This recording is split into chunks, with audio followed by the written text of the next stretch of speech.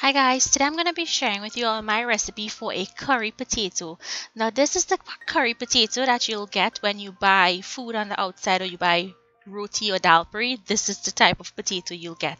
So to make this, I'm starting with some nariyal coconut oil in a pot on medium-low heat. I'm going in with 1 pimento pepper chopped and some chopped onions. Saute until the onions are translucent. After which I'm going in with some minced garlic. And I'm going to saute that until the garlic has a light brown color. Next, go in with some mild curry and some turmeric powder. You want to toast this on low for about 1 minute. After which, we'll go ahead and add in some green seasoning. Mix that in.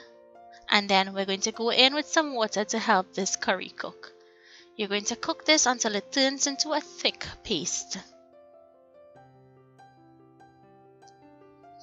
Once it turns into a thick paste, add in the potato and toss to coat that potato in that curry.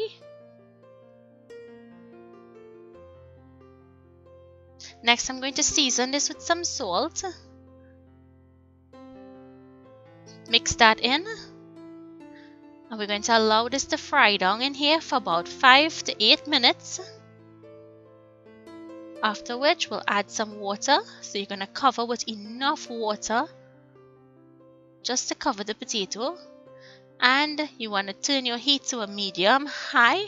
Bring it to a boil and allow it to cook until the potato is tender. The water will start to evaporate. And once it reaches this consistency and the potatoes are soft, you're going to use the back of your spoon to mash down on some of the potatoes to help thicken that sauce.